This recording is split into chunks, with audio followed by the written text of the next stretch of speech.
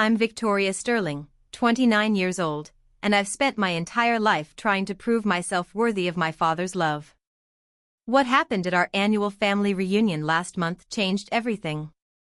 By the end of that night, I would finally understand why nothing I ever did was good enough, and I would walk away with more than just my dignity. Before I tell you what happened, let me know in the comments if you've ever felt like the black sheep in your own family. And don't forget to hit that subscribe button because this story might give you the courage to stand up for yourself too. Growing up in an upscale suburb of Chicago, the Sterling family looked perfect from the outside. My father, William Sterling, built his investment banking empire from scratch, turning a small firm into one of the most respected financial institutions in the Midwest. He valued power, prestige, and perfection above everything else, including his children's happiness. From my earliest memories, my father was never the warm, encouraging parent other kids had. While other fathers cheered at school plays and helped with science projects, mine was the stern critic who questioned why my A- wasn't an A+, why I came in second place instead of first, why I chose piano over violin when violin was more prestigious. Every achievement was met with criticism about how it could have been better. My mother, Margaret, was a former debutante who had given up her own aspirations to become the perfect banker's wife. She was loving when my father wasn't around, but in his presence, she became a shadow of herself, always deferring to his opinions, never contradicting him, never defending us children when his expectations became unreasonable. It was as if she lived in constant fear of disappointing him. I have two siblings who seemed to navigate our father's impossible standards much better than I ever could. My older brother Alexander, 3 years my senior, was everything our father wanted in a son. Star athlete, honor student, popular with the right crowd, and now a successful investment banker following in father's footsteps. He seemed to instinctively know what would please our father, while I constantly guessed wrong.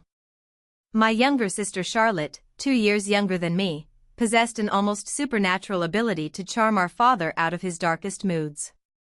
She wasn't the overachiever that Alexander was, but she had this gift for reading people, for knowing exactly what to say and when to say it.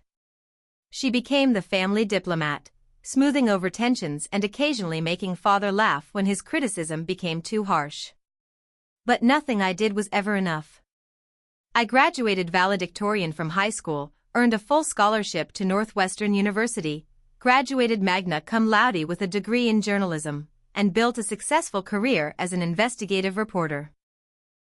Yet every accomplishment was met with skepticism. When I graduated at the top of my class, he questioned why I hadn't chosen a more stable field like law or medicine. When I won my first journalism award, he wondered aloud if it was just because the competition wasn't very strong that year. After college, I moved to New York City to work for one of the country's most prestigious newspapers. I worked 80-hour weeks, broke major stories, and slowly built a reputation as one of the most thorough investigative journalists in the business. Last year, I was offered a position as senior correspondent covering financial crimes, a beat that actually impressed my father since it combined journalism with his world of finance. The irony wasn't lost on me that my biggest career breakthrough came from investigating the very industry that had made our family fortune. My exposé on corrupt banking practices had won a Pulitzer Prize nomination and led to several high-profile arrests. You'd think this would finally earn my father's respect, but his response was typical: "Well, let's see if you can maintain that level of work consistently." It was with the substantial bonus from that investigation that I made what I thought would be a grand gesture. I purchased a vintage 1965 Shelby Cobra, fully restored, worth more than most people make in 2 years. My father had mentioned once at a charity auction that it was his dream car, the one thing he'd always wanted but never bought himself. In my fantasy, this gift would finally make him see me as successful, as worthy of his pride. Looking back now, I can see how desperate that gesture was. I wasn't just buying a car, I was trying to purchase what every child deserves freely: unconditional parental love. But the need for his validation had shaped every major decision in my adult life, and I couldn't see it then. The annual Sterling family reunion was always held at my parents' lakeside estate in Wisconsin during the 4th of July weekend. This year marked the 30th anniversary of my father's company, so the gathering was larger than usual, including business partners, longtime clients, and various hangers-on who somehow always made the guest list for these supposedly intimate family celebrations. As the date approached, my anxiety reached new heights. I spent weeks preparing, shopping for the perfect outfit, rehearsing conversations, trying to anticipate every possible criticism. I settled on a classic navy blazer and white dress that looked professional but not try-hard, expensive but not flashy, the impossible balance my father seemed to expect from successful women. The familiar pattern of preparation felt pathetic even as I participated in it. Here I was, nearly 30 years old, still desperately seeking approval from a man who had never given it freely. Past reunions flashed through my mind, each one marked by some form of paternal disappointment disguised as constructive criticism. But this year carried additional weight because 3 months earlier, something had happened that shook the foundations of everything I thought I knew about my family. While researching a story about corporate succession and family businesses, I had stumbled across some old financial documents in my father's study during a brief visit home. Hidden among legitimate papers was an adoption certificate with my name on it, dated when I was 3 years old. The discovery hit me like a physical blow. Everything suddenly made sense, the constant feeling of being an outsider, the way my father looked at me differently than he looked at Alexander and Charlotte, the subtle physical differences no one ever acknowledged. I wasn't his biological daughter. I had been adopted, and apparently, the adoption had occurred after my parents' marriage, which meant there was a story here that no one had ever told me. I spent weeks quietly investigating my own origins, using the same research skills that had made me successful as a journalist. What I discovered was even more shocking than the adoption itself. The sealed records I managed to access revealed that I was the daughter of my father's business rival, Marcus Chen, who had died in a car accident when I was 2 years old. My biological mother had been Marcus's secretary, and when she died of cancer a year later, there was no family to take me in. My father had adopted me not out of love, but as the ultimate power move against a dead competitor. Taking his rival's child and raising her as his own was the kind of psychological victory that would appeal to someone like William Sterling. It explained everything. Why nothing I did was ever good enough, why he could never quite hide his resentment when he looked at me, why my achievements were always minimized or attributed to luck rather than skill. The day before the reunion, I drove the Shelby Cobra to my parents' estate, having arranged for it to be delivered to a nearby dealership. I'd planned the presentation carefully, timing my arrival for late afternoon when most guests hadn't arrived yet, hoping for a private moment to give this peace offering.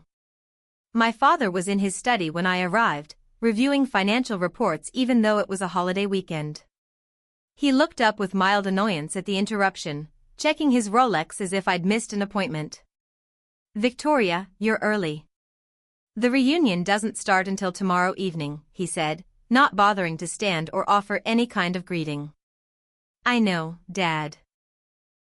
I wanted to give you your gift privately," I explained, my heart pounding as I handed him a small box containing the car keys, the Shelby emblem clearly visible. He opened it with the same detached manner he reserved for obligatory Christmas presents, his expression shifting to surprise when he recognized the logo. "Is this some kind of joke?" he asked, and I led him to the window where the pristine blue Cobra sat gleaming in the circular driveway. For a moment, his face registered genuine shock, followed by something that might have been pleasure, but it faded quickly into his usual analytical expression. "This is excessive, Victoria. What are you trying to prove?" he asked, though he was already moving toward the front door, keys in hand. "Nothing," I lied. "I've been doing well with my work, and I wanted to do something special for you." He walked around the car twice, examining it like he might a potential investment, asking pointed questions about the restoration, the authenticity of the parts, the documentation. After a brief test drive where he commented that the steering was a bit loose despite the car's legendary handling, he parked it in the garage rather than leaving it visible where guests might see it tomorrow. His thanks were perfunctory, followed immediately by a comment that I must be making more money than he thought to waste it on something like this. The dismissal was classic William Sterling, cutting the legs out from under any gesture of love or respect. That evening, I called my best friend Sarah from my hotel room, fighting back tears as I recounted the cold reception. "You know what you should do?" Sarah said with the righteous anger of a friend who'd heard too many similar stories. "Take the car back. Better yet, tell him what you found out about your adoption. See how he likes having his secrets exposed." I had told Sarah about my discovery weeks earlier, and she'd been encouraging me to confront my father ever since. "You're an investigative journalist, Vic. You know how to handle difficult truths. Stop protecting someone who's never protected you." The next evening arrived with perfect summer weather, the kind of golden sunset that made the lakeside estate look like something from a magazine. I drove to the house using the back roads, taking my time to steel myself for what lay ahead. The circular driveway was already crowded with luxury cars belonging to extended family and my father's business associates. I noticed the Shelby Cobra prominently displayed near the front entrance now, positioned where arriving guests couldn't miss it. Apparently, my father had decided it was worth showing off after all, though he'd never acknowledged my role in providing it. The grand foyer was filled with the usual mix of relatives and business connections, everyone playing their assigned roles in the Sterling family theater. My Aunt Patricia immediately pounced on me with questions about my personal life, while my Uncle Richard offered his standard booming greeting, "There's our Pulitzer Prize winner." An exaggeration that I knew would irritate my father if he overheard.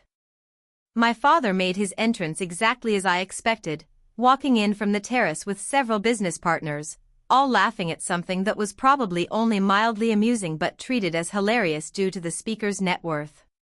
His eyes swept the room, acknowledging various guests with nods and brief greetings, until they landed on me. There was no special recognition, no particular warmth, just the same polite nod he gave to distant relatives and business acquaintances. No acknowledgement of the daughter who had just given him a car worth more than most people's houses. My mother appeared at my side moments later, her smile warm but her eyes carrying that familiar worry. "Darling, your father mentioned the beautiful car. How incredibly generous of you," she said, her tone suggesting she was both grateful and concerned about the extravagance. This was always my mother's role, running interference, creating social buffers, manufacturing reasons for interactions that should come naturally between family members. She guided me toward a group of my father's clients who were supposedly interested in hearing about my investigative work, though I suspected this was just another way to keep me busy and out of potential conflict zones. Alexander arrived fashionably late with his perfect wife Jennifer and their two perfect children, immediately receiving the warm paternal embrace I'd spent my life trying to earn. "Dad, that Cobra out front is incredible. When did you decide to finally get your dream car?" he asked, and I watched in disbelief as my father clapped him on the shoulder. "Sometimes a man needs to reward himself for his achievements," he responded with obvious pride. "Success should be celebrated." There was no mention of the gift, no acknowledgement of my contribution to this reward. Charlotte intercepted me before I could fully process this blatant erasure, pulling me into a genuine hug. "I heard about your latest article series," she whispered. "The one about offshore banking schemes. That was incredible work, Vic. You're changing the world." Her sincerity was touching, but it only highlighted the contrast with our father's indifference. As appetizers circulated and conversations flowed, I watched my father lead group after group outside to admire the Cobra, showing off features, sharing its specifications, his face animated with a pride I'd never seen directed at me or my accomplishments. "He's been doing that all evening," Charlotte murmured, appearing at my elbow with a glass of wine. "At least 6 different tours for different groups. Mom told me you bought it for him." That was incredibly generous. Generosity wasn't really my motivation, I admitted quietly, watching as my father settled into the driver's seat, inviting another guest to experience the passenger side. I wanted him to finally see me as successful, as worthy of his attention. Charlotte squeezed my arm. Vic, you need to understand something that took me years to figure out. Dad will never give you what you're looking for. It's not because you don't deserve it, you're the most accomplished person in this family. It's because something in him is fundamentally broken when it comes to you. Her words hit with unexpected force. Not because the information was new, but because hearing someone else acknowledge what I'd experienced my entire life made it suddenly, painfully real in a way my private thoughts never had. As we moved toward the formal dining room for dinner, I felt the weight of the adoption papers in my purse. I'd brought copies of everything I'd discovered, unsure whether I'd have the courage to use them but unable to leave them behind. The sealed envelope felt like a loaded weapon, one I both wanted to fire and desperately hoped I wouldn't need. The Sterling dining room had always intimidated me with its massive mahogany table that could seat 30 people yet somehow still felt coldly impersonal. The ancestral portraits on the walls seemed to watch judgmentally, and the elaborate place settings prioritized appearance over comfort, just like everything else in my father's carefully constructed world. My mother had outdone herself with the arrangements. Crystal glasses catching light from the chandelier, elaborate floral centerpieces, name cards in perfect calligraphy that assigned each guest their predetermined position in the family hierarchy. My card was predictably placed far from the head of the table, seated between a business associate I'd never met and a distant cousin, safely removed from any meaningful conversation. Alexander and his family occupied the prime positions near my father, with Charlotte serving as a buffer between the inner circle and the lesser relatives. My mother sat at the opposite end of the table, technically equal but separated by an expanse that perfectly illustrated her role in the family. As the first course was served, my father rose with his wine glass, commanding immediate silence without saying a word. "Welcome, family and friends, to our annual celebration," he began with practiced charm. "This year is particularly special as we mark 30 years of sterling financial success." His gaze swept proudly over Alexander, who nodded appreciatively, then Charlotte, who smiled warmly, before sliding past me as if I were part of the wallpaper. "Tonight, I want to recognize the achievements that make our family name synonymous with excellence and integrity in the financial world." The speech continued with my father highlighting Alexander's recent promotion to senior partner, Charlotte's appointment to the board of the Children's Hospital, and various accomplishments of extended family members and business associates. When the topic turned to recent successes in investigative journalism, clearly a reference to my Pulitzer nomination, he smoothly pivoted to discussing the importance of responsible reporting in financial matters, effectively acknowledging my field while avoiding any direct praise. As the meal progressed through multiple elaborate courses, the familiar pattern emerged. My father directed conversations with subtle cues, ensuring topics remained within his preferred domains of finance, business strategy, and local politics where he held influence. When someone mentioned my recent exposé on banking fraud, he deftly changed the subject to discuss how sensationalist journalism sometimes missed the complexities of legitimate business practices. By the main course, I realized that this wasn't accidental dismissal, it was calculated erasure. Every achievement of mine was either ignored or reframed as somehow problematic or inferior to more traditional forms of success. The adoption papers in my purse seemed to pulse with potential energy, a nuclear option I was increasingly tempted to deploy. During a brief lull in conversation, my Uncle Richard raised his glass. "I'd like to propose a toast to Victoria," he announced, causing my father's expression to darken slightly. Her investigation into corrupt banking practices showed real courage. Not everyone would be willing to take on such powerful interests. Before I could respond to this unexpected support, my father cleared his throat.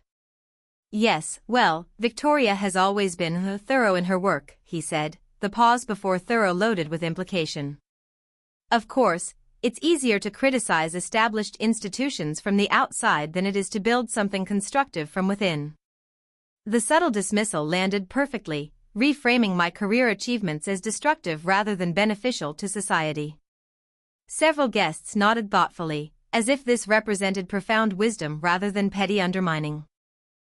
"Actually," I began, summoning the professional voice I used in hostile interviews, my investigation led to the recovery of over $50 million in stolen pension funds and resulted in criminal charges against 12 executives. The FBI called it one of the most thorough financial crime investigations they'd seen. A moment of impressed silence followed before my father responded with a dismissive wave. Numbers and arrests make good headlines, but the real question is whether such aggressive tactics serve the broader financial community's long-term interests. He turned to his business partner seated nearby. Henry, what's your assessment of how these media campaigns affect investor confidence?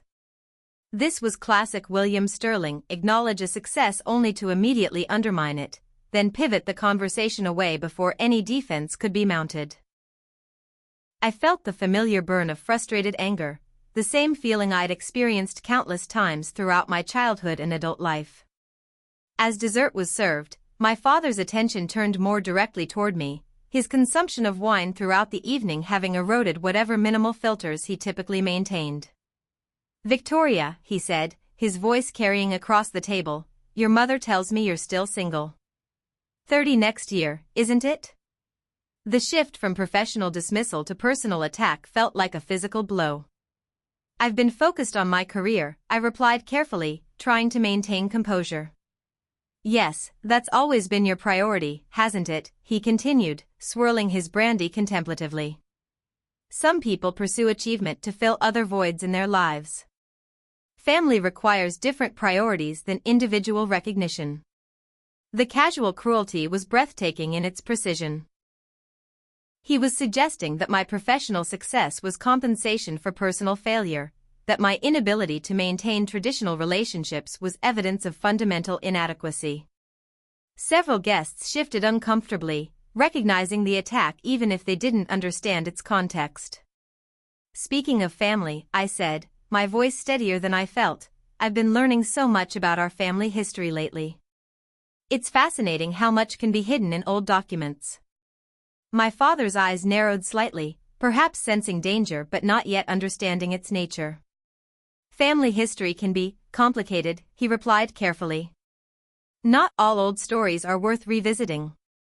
Oh, but some stories are incredibly illuminating, I continued, reaching into my purse for the envelope containing the adoption papers. Especially when they explain so much about family dynamics that never quite made sense. The table had gone quiet, sensing the tension escalating beyond normal family dysfunction into something more serious. My mother's face had gone pale, her knuckles white around her napkin. Victoria, she said softly, a clear warning in her tone. But I was past the point of heeding warnings. 30 years of accumulated hurt and dismissal had reached a breaking point, and the truth I'd discovered provided both explanation and weapon. For instance, I continued, placing the envelope on the table, I recently discovered that I'm not actually your biological daughter, Dad. I'm adopted. More specifically, I'm the daughter of Marcus Chen, your former business rival who died when I was 2 years old. The silence that followed was absolute, every conversation stopping as the implications of my words registered. My father's face cycled through shock, anger, and something that might have been fear before settling into cold fury. You had no right, he said, his voice dangerously quiet, to investigate private family matters. I had every right to know the truth about my own origins, I replied, my professional training keeping my voice steady despite the adrenaline flooding my system. What I don't understand is why you adopted me if you were just going to spend 30 years punishing me for existing. The raw honesty of the question seemed to catch him off guard. For a moment, his carefully constructed facade cracked, revealing something vulnerable and almost human underneath. You want to know why, he said, standing abruptly, his voice rising. Because Marcus Chen cost me 3 major deals and nearly bankrupted my company in the early years. When he died and left behind a daughter with no family, taking you seemed like justice. His bloodline serving mine. The admission was so callous, so calculated in its cruelty, that several guests gasped audibly. Alexander looked shocked, Charlotte had tears in her eyes, and my mother appeared to be having difficulty breathing. But you were just a child, my Uncle Richard said, his voice filled with disgust. How could you punish an innocent child for something her father did? Every time I looked at her, I saw him, my father continued, seemingly beyond caring about the audience now. Every achievement was tainted by whose blood she carried. Every success felt like his posthumous victory over me. The psychological brutality of this revelation that my entire childhood had been shaped by one man's inability to separate a child from his business rivalries left me momentarily speechless. But as the shock wore off, it was replaced by something unexpected: relief.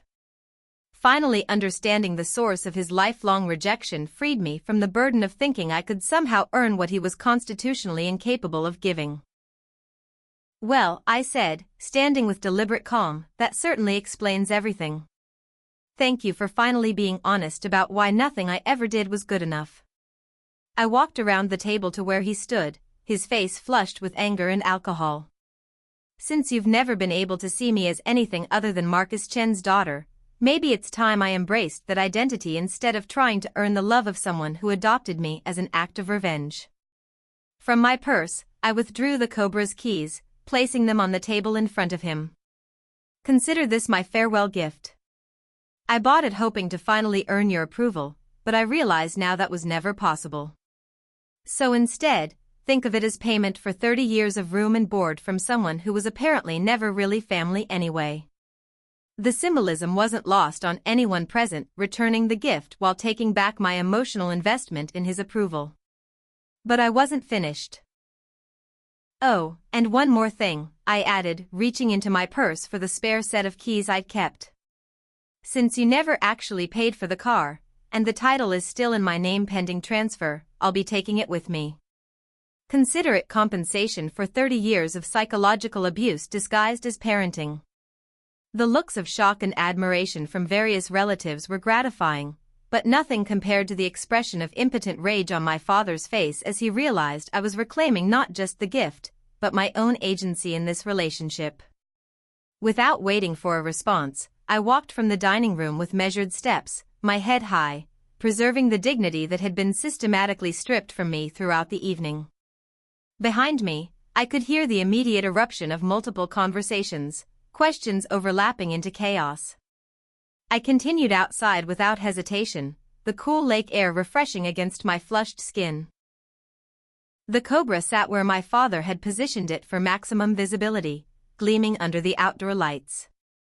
As I approached, I could see figures appearing at the dining room windows, silhouettes gesturing animatedly as the family drama played out in real time. The engine purred to life with expensive precision, the sound oddly soothing after the emotional battlefield I'd just navigated. As I began to back out of the driveway, I caught a glimpse of the front door flying open, my father's figure framed in the light, his mouth open in what might have been my name. But for the first time in my life, I didn't stop to hear what William Sterling had to say. I had finally found something more valuable than his approval, the understanding that I didn't need it to be whole. As I drove away from the Sterling estate, watching it recede in the rearview mirror, I felt something I'd never experienced before. Complete freedom from the need to prove myself to someone who had never been capable of loving me anyway. The Cobra responded beautifully to the open road, and for the first time, I was driving toward my own future rather than away from another disappointment. My phone started ringing almost immediately, Charlotte, then my mother, then various relatives who had witnessed the confrontation. I let them all go to voicemail, needing time to process what had just happened and what it meant for my future. The first message I listened to was from Charlotte. Vic, are you okay? What you did took incredible courage. Dad is having a complete meltdown, and honestly, it's about time someone stood up to him. Call me when you're ready. The second was from my mother, her voice shaking with emotion. Victoria, sweetheart, I'm so sorry. I should have told you the truth years ago. What your father said tonight was unforgivable. Please call me. We need to talk about your real father and why I never told you about him. Even my Uncle Richard had left a message. Victoria, what happened tonight was long overdue. Your father's behavior was despicable, and you handled it with more grace than he deserved. That car looks good on you, by the way. But it was the final message that surprised me most. Alexander's voice, subdued and thoughtful. Vic, I owe you an apology. I've watched Dad treat you differently our whole lives, and I never stood up for you because it benefited me. What you did tonight was brave, and I'm proud to be your brother, regardless of biology. 6 months later, my life had transformed in ways I never could have imagined. The dramatic confrontation at the family reunion had marked the beginning of a new chapter, one where my worth wasn't determined by someone else's inability to love unconditionally. I kept the Cobra, partially as a symbol of my newfound independence and partially because it was genuinely a beautiful car that I enjoyed driving. More importantly, I kept the emotional distance from my father that the revelation had created, finally free from the exhausting cycle of seeking approval that would never come. My relationship with my mother evolved into something more honest and complex. She shared stories about Marcus Chen, my biological father, describing him as brilliant, kind, and principled, everything that William Sterling had refused to see in me because it reminded him of his former rival. Learning about my real father helped explain traits and interests that had never made sense within the Sterling family dynamic. Through my mother, I connected with some of Marcus Chen's extended family, including an uncle who had wondered for years what happened to his brother's daughter. These new relationships, built on genuine affection rather than obligation or expectation, showed me what healthy family dynamics could look like. My work as an investigative journalist flourished without the constant need to prove myself worthy of my adoptive father's approval. The freedom to pursue stories based on their merit rather than their potential to impress someone who would never be impressed anyway opened up new possibilities and led to even more impactful reporting. Charlotte and I grew closer, our relationship deepening through honest conversations about the family dysfunction we'd both observed but never previously discussed openly. She began standing up to our father more frequently, refusing to serve as his enabler in maintaining the family's toxic dynamics. Even Alexander, to his credit, began questioning the values he'd absorbed from our father, particularly after witnessing how those values had damaged his sister for 30 years. His apology was followed by genuine efforts to build a more authentic relationship based on mutual respect rather than shared genetic material. The most profound change was internal. Without the constant background noise of seeking William Sterling's approval, I discovered who I actually was when not performing for an audience of one. My achievements felt more authentic, my relationships more genuine, my choices more aligned with my own values rather than someone else's expectations. A year after the revelation, I received an unexpected letter from William Sterling's attorney. He had suffered a heart attack, not fatal, but serious enough to require significant lifestyle changes. The letter indicated that he wanted to see me, to have a conversation about our relationship and his behavior. I considered the request carefully before declining through my own attorney. Some relationships, I had learned, were too damaged by fundamental cruelty to be worth salvaging. The man who had spent 30 years punishing a child for her father's business decisions had lost the right to her adult forgiveness. Instead, I channeled my energy into relationships that nourished rather than depleted me, work that mattered rather than impressed, and choices that honored my authentic self rather than someone else's expectations. The luxury car I'd originally purchased as a desperate offering to an unworthy father figure had become a symbol of reclaiming my own power and worth. Perhaps the most meaningful measure of growth came not from grand gestures, but from quiet Sunday mornings when I woke up without immediately assessing my worthiness, when accomplishments were celebrated for their intrinsic value rather than their potential to finally earn parental approval, when life was lived from an authentic foundation rather than performative desperation. The question of whose blood I carried had mattered far less than whose values I chose to embody, whose love I accepted as genuine, and whose truth I claimed as my own. Family, I had learned, was defined not by genetics or legal documents, but by those who saw you clearly and loved you anyway, who honored your authentic self rather than demanding performance of assigned roles. As I finished writing this story, sitting in my New York apartment with the Cobra's keys on my desk catching the afternoon light, I realized that while the mystery of my parentage had been solved, The more significant discovery was that its importance had diminished with each step toward self-acceptance. Have you ever discovered that the family you were born into isn't the family you were meant to have?